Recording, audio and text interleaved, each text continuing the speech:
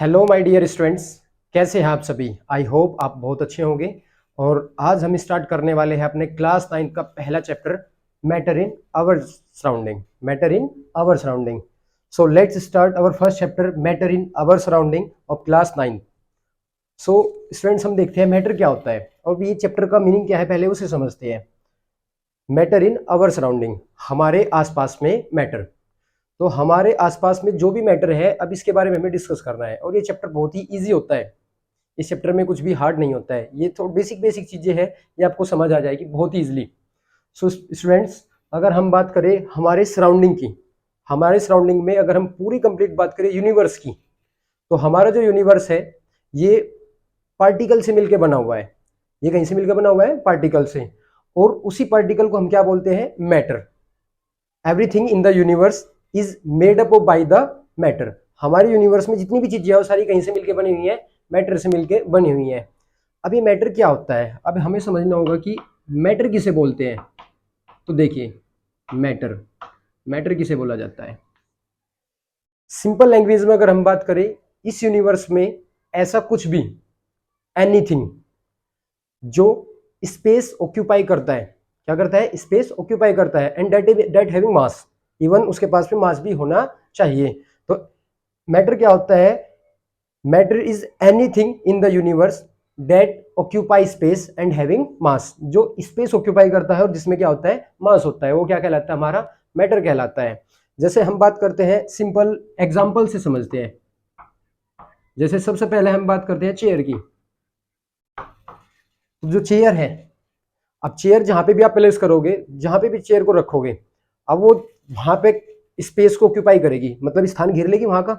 अगर कोई भी चीज इस ब्रह्मांड में जो स्थान घेरती है, मतलब that occupy space and having mass, और उसके पास में मास होता है, वो क्या कहलाता है? हमारा मैटर। अब आप चेयर को देखिए, तो आपके आसपास में, आपके सराउंडिंग में ऐसी क्या क्या चीजें हैं जो स्पेस ऑक्यूपाई करती है और उनमें मास होता है, वही क्या कहलाते हैं? हमारे मैटर कहलाते हैं। अब देखिए, जैसे एग्जांपल से बात करते हैं, चेयर। चेयर के पास मास भी होता है और उसके पास में क्या होता है? वो स्पेस भी ऑक्यूपाई करता है। स्पेस भी ऑक्यूपाई करता है। मास के बारे में थोड़ा आगे जाके डिस्कस करेंगे कि मास क्या होता है। ठीक है। और जैसे बात करते हैं हम टेबल, फैन, ये सारी की सारी चीजें, ये क्या करती है? सारी की सारी चीजें स्पेस ऑक्यूपाई करती है और उनमें मास भी होता है, तो दे आर कॉल्ड मैटर। तो आपके आसपास में आप देख लीजिए, क्या मैटर नहीं है? आपके आसपास में जितनी भी चीजें हैं वो सब कुछ मैटर है, मतलब वो सभी चीजें मैटर है। मैटर होने का क्या मतलब है, तो आप नोट कर लीजिएगा। एनीथिंग, मैं डेफिनेशन नोट करा नहीं कराऊंगा बोर्ड पे, आपको स्पीक करूंगा। सो यू शुड राइट, आपको साथ साथ क्या करना है? लिखना है मेरे। तो हम लिखते हैं, पहले इसकी डेफिनेशन क्या होती है। Anything in the universe which occupy space and having mass is called matter. हमारे यूनिवर्स में ऐसा कुछ भी जो स्पेस कवर करता है और जिसमें मास होता है, वो क्या कहलाता है? हमारा मैटर कहलाता है। अब मैटर क्या नहीं है, अब यहां से बहुत इजीली क्वेश्चन बन जाता है, which of the following is not matter. इनमें से कौन मैटर नहीं है? तो मैटर कौन नहीं है, जैसे हम बात करें, सबसे पहला आप देखिए, स्मेल। स्मेल, तो स्मेल, जो स्मेल फैल जाती है किसी भी चीज की, जो स्मेल होती है, अब जो स्मेल है वो एक्सपेंड कर गई, तो आपको लगता होगा कि वो एक्सपेंड कर गई तो स्पेस ऑक्यूपाई नहीं करती।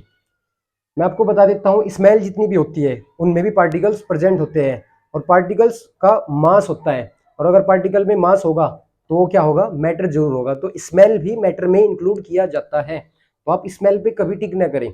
दूसरा हमारा क्या है? सेकंड। सेकंड हम बात करते हैं, फर्स्ट है हमारा स्मेल और सेकंड हम देखते हैं, सेकंड होता है हमारा फीलिंग्स। क्या होता है? फीलिंग्स। अब हमारी फीलिंग्स बहुत अलग अलग टाइप की होती है, कि आप खुश हैं तो हैप्पीनेस। तो हैप्पीनेस जो है ना, स्पेस ऑक्यूपाई नहीं करती है, उसका कोई मास भी नहीं है।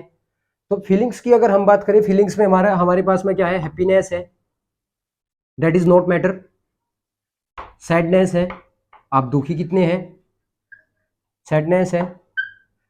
लव, अब देखिए लव है कि आप उसे कितनी केयर करते हैं, कितना प्यार करते हैं। अब जो लव है ये भी मैटर नहीं है। अगर मैटर होता तो ये स्पेस ऑक्यूपाई करना चाहिए था और इसमें मास भी होना चाहिए था। तो ऐसे कुछ ऑप्शंस आपके हो सकते हैं जो मैटर में इंक्लूड नहीं किए जाते हैं। ओके स्टूडेंट्स, तो ब्रह्मांड में ऐसा कुछ भी, यूनिवर्स में ऐसा कुछ भी जो स्पेस ऑक्यूपाई करता हो और जिसमें मास हो, वो सब क्या कहलाता है हमारा, वो हमारा कहलाता है मैटर। सो मैटर को आप बेसिकली यहां से समझ जाएंगे। अगर हम बात करें स्टेट्स ऑफ मैटर की, स्टेट्स ऑफ मैटर की हेडिंग लगा लीजिएगा, स्टेट्स ऑफ मैटर। अब स्टेट्स ऑफ मैटर का क्या मतलब है, मैटर की कितने स्टेट है, मतलब हमारे आसपास में जितना भी मैटर है ये कितनी स्टेट्स में प्रेजेंट है। तो mainly there are mainly 3 states of matter. एक 4th स्टेट भी होती है प्लाज्मा, जिसके बारे में हम इस चैप्टर के एंड में डिस्कस करेंगे प्लाज्मा के बारे में अलग से। तो there are mainly 3 states of matter and they are solid, second one is liquid and last is gas. तो सॉलिड स्टेट एक होती है हमारी लिक्विड स्टेट और एक होती है हमारी गैसेस स्टेट। ये मैटर की 3 स्टेट होती है। ओके स्टूडेंट्स, तो हमें पढ़ना होगा कि देखिए अभी आप जनरली समझिए, आपके आसपास में जितनी भी चीजें हैं वो मैटर है, और वो जो मैटर है, जितने भी सब्सटेंस आपके आसपास में, जितनी चीजें आपके आसपास में, अगर वो मैटर है तो ये तो वो सॉलिड फॉर्म में है। जैसे टेबल ले लीजिएगा, चेयर लीजिएगा, फैन ले लीजिएगा, सब सॉलिड फॉर्म में है। या जो मैटर आपके आसपास में है वो लिक्विड फॉर्म में है, जैसे वाटर आपके पास में है और आपके पास में और बहुत सारे लिक्विड्स हैं। गैसेज है, जैसे आपके एटमॉस्फेयर में नाइट्रोजन है, ऑक्सीजन है, कार्बन डाइऑक्साइड है। तो हमारे आसपास में जितनी भी चीजें हैं वो सारी की सारी क्या हमारे मैटर है, और वे 3 फॉर्म में एग्जिस्ट करती है, सॉलिड फॉर्म में, लिक्विड फॉर्म में और गैसियस फॉर्म में। तो ये 3 फॉर्म हमारे पास में है और हमें डिस्कस करना होगा कि सॉलिड हम किसे बोलते हैं, लिक्विड किस स्टेट को बोला जाता है और गैस किस स्टेट को बोला जाता है। तो आप नोट करिएगा, solid, liquid and gas. Okay students, so अब हम इन तीनों को आगे फर्दर बढ़ाएंगे। अब सबसे पहला हम डिवीजन कर लेते हैं एक, ठीक है। मैं इन शॉर्ट आपको सारी चीजें बताता हूं, पहले मैं एक्सप्लेन करूंगा और फिर साथ साथ आप नोट डाउन करेंगे। देखिए आप समझिए, पहले अगर हमारे पास में सॉलिड मॉलिक्यूल्स हैं, कैसे हमारे पास में सॉलिड मॉलिक्यूल्स हैं, तो सॉलिड के अंदर क्या होता है, सॉलिड के अंदर जो उसके पार्टिकल्स होते हैं they are very close to each other, they are very close to each other, वो बहुत ज्यादा पास होते हैं। अभी इसके बारे में डिस्कस करेंगे ऐसा क्यों होता है। अगर हम लिक्विड की स्टेट की बात करें तो लिक्विड स्टेट के जो मॉलिक्यूल्स होते हैं वो उतना पास नहीं होते हैं जितना सॉलिड के होते हैं, इनके जो पार्टिकल्स है वो थोड़ा दूर होते हैं। और अगर हम गैस की बात करें, gas particles are very far to each other, ये एक दूसरे से बहुत ज्यादा दूर होते हैं। अब एक्चुअल में होता क्या है, यहाँ पे 2 चीज है, ये 2 चीज समझ लेगा, आपको बहुत सारे क्वेश्चन आपके सोल्व हो जाएंगे। सबसे पहला जो पार्ट है वो क्या है हमारा, ये है हमारा intermolecular force of attraction, intermolecular force of attraction. अब देखिए, अब ये यहाँ पे जो पार्टिकल्स लगे हुए हैं इन्हें क्या क्या नाम दिया जा सकता है। वैसे जनरली ये जो वर्ड यूज किया जाता है वो होता है कॉन्स्टिट्यूएंट पार्टिकल्स। क्या होता है, कॉन्स्टिट्यूएंट पार्टिकल। डेट मीन्स ये एटम्स भी हो सकते हैं, ये मॉलिक्यूल्स भी हो सकते हैं, ये आयंस भी हो सकते हैं, ये एलिमेंट भी हो सकते हैं हमारे। तो एक पूरा वर्ड यूज किया जाता है कॉन्स्टिट्यूएंट पार्टिकल्स, यानी कि जो यहाँ पे पार्टिकल है वो किस फॉर्म में है। अब ये एटम क्या होता है, एलिमेंट क्या होता है, आयन क्या होता है, ये आगे आपको सीखने को मिलेंगे। तो अभी जनरली हम क्या देख रहे हैं, पार्टिकल ही बोलेंगे हम यहाँ पे, ठीक है। आगे आपको समझ जाएंगे कि ये पार्टिकल अगर आयनिक फॉर्म में है तो ये सारे आयंस हो गए, अगर ये मॉलिक्यूल फॉर्म में है तो ये मॉलिक्यूलर फॉर्म में होंगे। तो हम एक वर्ड यूज कर रहे हैं अभी, पार्टिकल। तो जो सॉलिड के देखो, inter molecular force of attraction, inter मतलब इनके बीच का, मॉलिक्यूल्स के बीच का, इन पार्टिकल्स के बीच का, इन मॉलिक्यूल्स के बीच का फोर्स ऑफ अट्रैक्शन, इनके बीच में लगने वाला अट्रैक्शन फोर्स, इनके बीच में लगने वाला attraction force intermolecular force of attraction कहलाता है, कि इन मॉलिक्यूल्स के बीच में कितना इंटरमोलिकुलर फोर्स ऑफ अट्रैक्शन लगा हुआ है। अब जनरली देखिए, कोई चीज एक दूसरे के पास आ गई है, that means they are attracted, और अगर वो अट्रैक्ट हो गई है इसका मतलब उनके बीच में लगने वाला अट्रैक्शन फोर्स, आकर्षण बल, जिसकी वजह से एक दूसरे की तरफ अट्रैक्ट हुई है, वो जो अट्रैक्शन फोर्स है वो कहीं ना कहीं क्या है, हाई है, जब तो पास में आए हैं। ठीक है, 2 दोस्ती होती है, 2 फ्रेंडशिप होती है, 2 फ्रेंडशिप में 2 फ्रेंड्स एक दूसरे क्लोज आते हैं, तो we can say that intermolecular force of attraction between those friends is high. उन दोस्तों के बीच में जो इंटरमोलिकुलर फोर्स ऑफ अट्रैक्शन है वो कैसा है, बहुत ज्यादा हाई है। तो सॉलिड के अंदर सबसे पहला पॉइंट ये होता है कि इनका जो इंटरमोलिकुलर फोर्स ऑफ अट्रैक्शन है, intermolecular force of attraction in solid is high. ये आपको दिख भी गया होगा कि इनके बीच में जो अट्रैक्शन फोर्स होता है वो बहुत ज्यादा हाई होता है, जिसकी वजह से ये एक दूसरे के आ जाते हैं, क्लोज आ जाते हैं। अगर हम बात करें लिक्विड की, तो लिक्विड मॉलिक्यूल्स में अगर हम बात करें, दिख भी रहा होगा आपको कि मॉलिक्यूल्स थोड़े से क्या है, दूर है। तो इनका जो इंटरमोलिकुलर फोर्स ऑफ अट्रैक्शन है IF, IF क्या है हमारा, इंटरमोलिकुलर फोर्स ऑफ अट्रैक्शन। तो इनका जो इंटरमोलिकुलर फोर्स ऑफ अट्रैक्शन है वो सॉलिड से तो क्या है, कम है, तभी तो ये थोड़ा दूर है। इनका जो इंटरमोलिकुलर फोर्स ऑफ अट्रैक्शन है वो सॉलिड से तो कम है, बट गैसेज से ज्यादा है, गैस से थोड़ा सा क्या है, ज्यादा है। तो we can say that the intermolecular force of attraction in liquids is high then gases, is high than gases and low या less than solid। Okay students, ये आपको समझ में आ गया होगा कि लिक्विड के जो मॉलिक्यूल्स है वो कहीं ना कहीं दूर इस वजह से होते हैं क्योंकि उनमें जो लगने वाला अट्रैक्शन फोर्स है वो सॉलिड से तो कम है, बट गैसेज से कहीं ना कहीं ज्यादा है। और अगर हम गैसेज की बात करें तो गैसेज में हमें समझ आ रहा होगा कि इनमें जो इंटरमोलिकुलर फोर्स ऑफ अट्रैक्शन होता है that is very less, minimum, सबसे कम इन्हीं के अंदर होता है। That's why gas particles can easily expand, gas particle क्या कर जाते हैं, एक्सपेंड कर जाते हैं। अब आपसे कोई पूछता है कि why gases expand easily, gas फैल क्यों जाती है। अब आप समझिए, जैसे मैं स्पीक कर रहा हूं तो मेरे माउथ से कौन सी गैस निकल रही है, कार्बन डाइऑक्साइड। अब जो मेरे माउथ से निकलने वाली गैस है क्या वो एक पर्टिकुलर डायरेक्शन में जाएगी, नहीं, वो किसी भी डायरेक्शन में जा सकती है इस रूम के अंदर। तो हम क्या कह सकते हैं कि गैस के जो पार्टिकल है वो रैंडमली कहीं पे भी चले जाते हैं, एक्सपेंड कर जाते हैं। और उसका जो रीजन होता है, उसका रीजन होता है इनके बीच में लगने वाला जो अट्रैक्शन फोर्स है वो बहुत ही कम होता है। अब जब कोई चीज अट्रैक्ट ही नहीं होगी तो वो दूर जाएगी, और दूर जाएगी तो इजिली एक्सपेंड कर जाएगी। तो gases can expand very easily, solids can not expand. Liquid में थोड़ा एक्सपेंशन हो जाता है पर गैसेस में मैक्सिमम। ओके स्टूडेंट्स, तो ये पहला पॉइंट आपको समझ में आया होगा। अब इसी का दूसरा जो पॉइंट है वो है हमारा क्या, इंटरमोलिकुलर स्पेस। दूसरा पॉइंट है हमारा इंटरमोलिकुलर स्पेस। अब ये क्या है, इंटर का मतलब बीच का, मॉलिक्यूलर मतलब इन मॉलिक्यूल्स के बीच का, इन पार्टिकल्स के बीच का स्पेस। अगर हम स्पेस की बात करें तो आपको दिखाई दे रहा होगा कि जो सॉलिड के जो पार्टिकल्स होते हैं, सॉलिड के पार्टिकल्स के बीच में अट्रैक्शन फोर्स हाई होता है। अब कोई चीज अगर अट्रैक्टेड हो जाएगी, वो पास में आएगी, तो इसका क्या मतलब है कि उनके बीच में जो गैप है वो क्या हो जाएगा, कम। अगर उनके बीच का गैप कम होगा तो हम बोलेंगे कि इनका intermolecular space that is IS, intermolecular space is minimum, intermolecular space is very less. दिख गया होगा आपको। अब गैस लिक्विड में क्या होता है, इंटरमोलिकुलर फोर्स ऑफ अट्रैक्शन थोड़ा कम हो जाता है, अट्रैक्शन कम होगा तो डिस्टेंस बढ़ेगी, और डिस्टेंस बढ़ेगी तो इंटरमोलिकुलर स्पेस भी बढ़ेगा। Intermolecular space is more than, आप नोट कर लीजिएगा, मैं बोल देता हूं, intermolecular space in liquid is more than solid and less than gases. Okay students, ये भी आपको समझ गया आ गया होगा।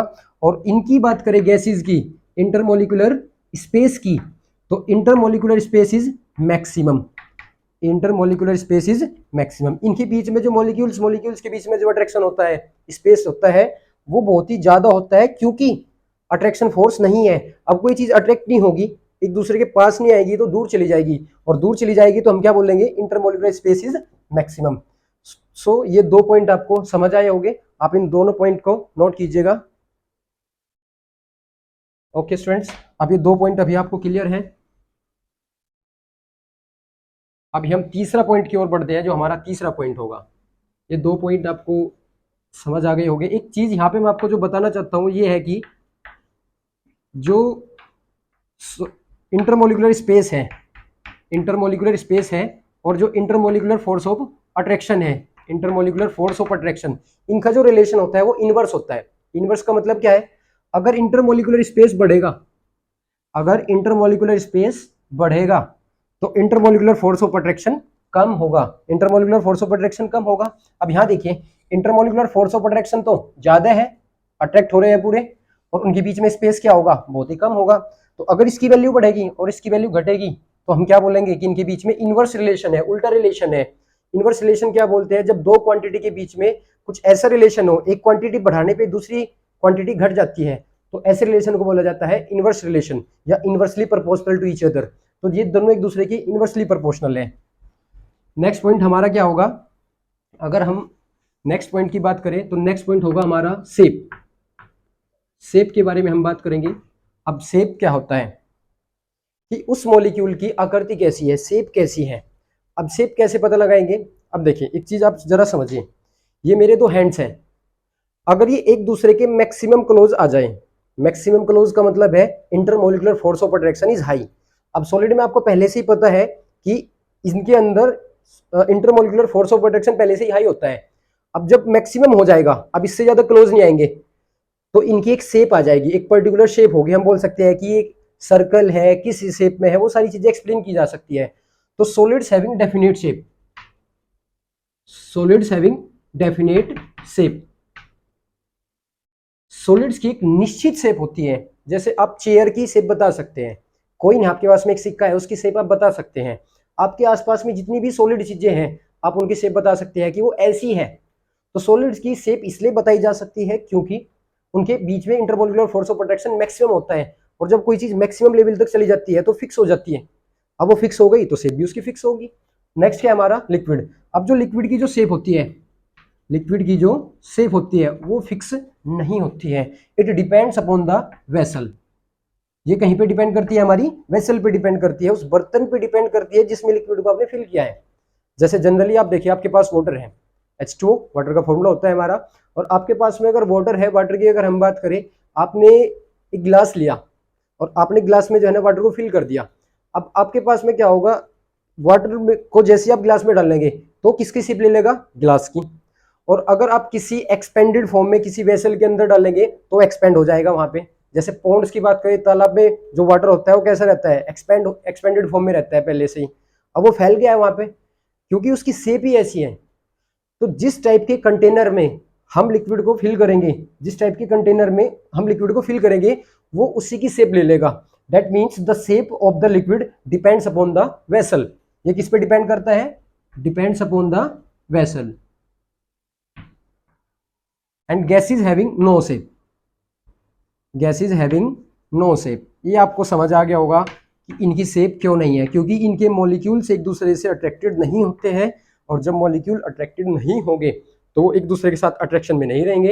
अट्रैक्शन में नहीं है तो that means they are far to each other, एक दूसरे से दूर है, और जब तक वो दूर है तब तक उनकी कोई पर्टिकुलर शेप डिफाइन नहीं होगी। शेप का मतलब ही अट्रैक्शन फोर्स से होता है कि वो किस प्रकार से अट्रैक्ट हुए हैं। तो अब इनके बीच में जो अट्रैक्शन फोर्स है वो फिक्स है, इनके बीच में अट्रैक्शन फोर्स ही नहीं है, दैट इज मिनिमम, तो इनकी कोई पर्टिकुलर शेप नहीं होगी। अब एक कार्बन डाइऑक्साइड मॉलिक्यूल यहाँ है, दूसरा यहाँ है, अब ये 2 मिनट बाद कहाँ होंगे इसका किसी को नहीं पता, ये एक्सपेंड कर जाएंगे, तो इनकी पर्टिकुलर शेप कैसे बताएंगे, लेंथ इनटू ब्रेड्थ कैसे डिसाइड करेंगे आप इनकी, तो वो यहाँ पे डिसाइड नहीं किया जा सकता है। तो we can say that solids having definite shape, liquids having the shape of liquid depends upon the vessel, and the shape of gases having no shape, indefinite shape होती है, इनकी कोई पर्टिकुलर शेप नहीं होती है। ये तीसरा डिफरेंस है हमारा सॉलिड, लिक्विड और गैस के बीच में।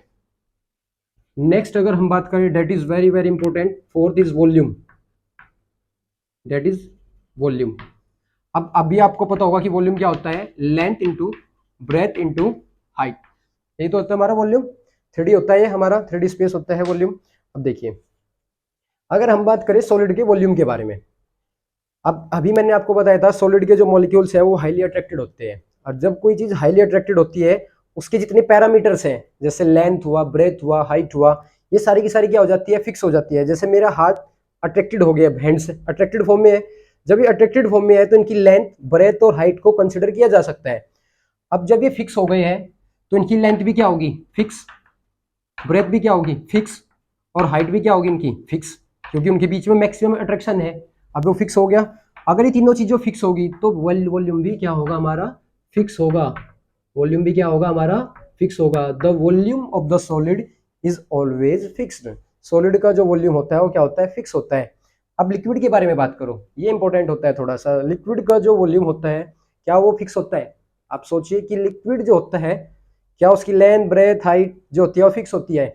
तो देखिए ये आपको लग रहा होगा कि जो लिक्विड का जो वॉल्यूम होता है वो क्या होता है, फिक्स नहीं होता है। बट ये रॉन्ग है। क्या होता है? The volume of the liquid is also fixed. क्या होता है? ये भी फिक्स ही होता है। लिक्विड का जो वॉल्यूम होता है वो भी फिक्स ही होता है। अब लिक्विड का जो वॉल्यूम फिक्स होता है वो क्यों होता है? अभी तो अब मैंने बोला था कि कंटेनर में डालोगे तो शेप चेंज हो जाएगी। जब शेप चेंज होगी तो ये पैरामीटर जरूर चेंज होंगे, लेंथ ब्रेथ हाइट।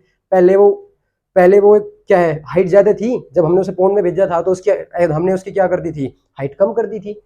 तो होता रियल में क्या है, फिर ये वॉल्यूम कैसे फिक्स हुआ? ये तो पैरामीटर फिक्स नहीं है। तो रियल में क्या होता है अब समझिए थोड़ा सा। मान के चलिए आपने पहले किसी कंटेनर में, कोई एक कंटेनर है ऐसा, और आपने उसकी हाइट कितनी ली, 3 सेंटीमीटर की हाइट ले ली। अब 3 सेंटीमीटर की हाइट में किसी लिक्विड को आपने क्या करा, फिल किया, और आपने इसे यहां तक पूरा फिल कर दिया 3 सेंटीमीटर तक। तो इसकी लेंथ ब्रेथ और हाइट सब फिक्स होगी। बट अगर मैं इसी कंटेनर को, इसी सेम लिक्विड को दूसरे कंटेनर में उठा के डाल दूं जिसकी हाइट तो थोड़ी कम हो, हाइट क्या हो उसकी, कम हो, बट उसकी जो ब्रेथ है, जो उसकी चौड़ाई है वो थोड़ी ज्यादा हो। अब ऐसे केस में होता क्या है, देखिए इस वाले में हाइट ज्यादा थी तो इसमें हाइट ज्यादा थी, और इस वाले में हाइट क्या है हमारी, कम। तो जैसे हाइट बढ़ी तो इस वाले में हाइट क्या हुई हमारी, कम हुई। हाइट ज्यादा है तो दूसरे पैरामीटर्स कम हो गए, जैसे लेंथ और ब्रेथ क्या होगी उसकी, कम होगी। ऐसे केस में जब यहाँ हाइट कम है तो लेंथ और ब्रेथ क्या होगी, इंक्रीज कर गई होगी। तो अगर हम मान के चले कि पहले 2 3 into 4 था, ये 2 सेंटीमीटर, 3 सेंटीमीटर, ये हमारा 4 सेंटीमीटर। तो इस कंटेनर का अगर हम ये पैरामीटर नोट करते हैं और इसी वाले कंटेनर में क्या पैरामीटर्स होंगे, बिल्कुल भी नहीं होंगे। क्योंकि जो यहाँ लेंथ है वो अलग है, यहाँ जो ब्रेथ है वो अलग है, यहाँ पे जो हाइट है वो अलग है। बट इसी वाले कंटेनर में अगर यही वाटर फिल किया जाए तो यहाँ पे भी जो L into B into H होगा वो चेंज हो जाएगा। बट फिर भी वो कितना ही रहेगा, वो 2 3 4 तो नहीं होगा, बट वो 3 2 into 4 हो जाएगा। मतलब आपस में ही चेंज हो जाएगा, आपस में वो क्या हो जाएगा, चेंज हो जाएगा। अभी यहाँ पे हाइट ज्यादा हो गई है, इस हाइट को 2 ले लो और इसे क्या ले लो, 4 कर लो। तो जो इनका मल्टीपल का जो इक्वल आएगा वो कितना आएगा, ये हमारा 2 3 जा 6 और 6 4 जा 24। तो ये 24 आ रहा है और ये भी क्या आ रहा है हमारा 24।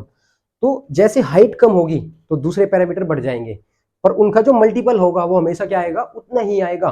तो we can say that volume of liquid is also fixed. अब गैस इज हैविंग, ये तो आपको समझ में आ गया होगा, गैस का कोई वॉल्यूम नहीं होता है। Gas is having no volume, gas is having no volume.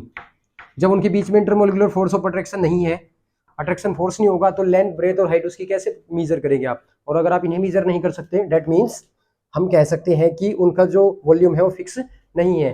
तो ये टॉपिक भी आपको समझ आ गया होगा कि इसका 4th पॉइंट क्या है। अब इनकी डेफिनेशन कैसे देते हैं, अब इनकी डेफिनेशन देखिए, सॉलिड लिक्विड और गैस की। तो पहले हम लेते हैं किसकी, सॉलिड की डेफिनेशन।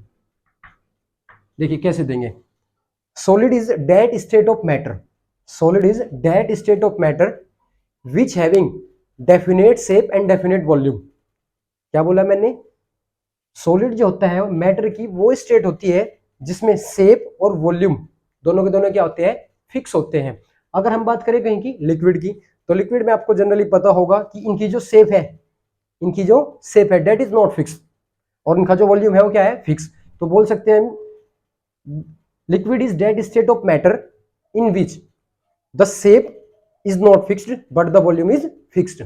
और तीसरा हमारा क्या है, that is gas, gas is that state of matter in which shape and volume both are not fixed, ना शेप फिक्स है और ना ही वॉल्यूम फिक्स है। ओके स्टूडेंट्स, आई होप, मुझे लगता है कि ये सॉलिड लिक्विड और गैस का ये बेसिक जो डिफरेंस है ये आपको समझ आया होगा। तो आप इसे नोट कर लीजिएगा यहां तक। अब एक लास्ट पॉइंट और बता देता हूं मैं आपको, एक लास्ट पॉइंट हमारा क्या होगा। मैं कोशिश कर रहा हूं कि कोई भी वीडियो की जो लेंथ है वो 30 मिनट से ज्यादा ना जाए, तो आई हैव टू चेक। एक और नेक्स्ट डिफरेंस बता देता हूं,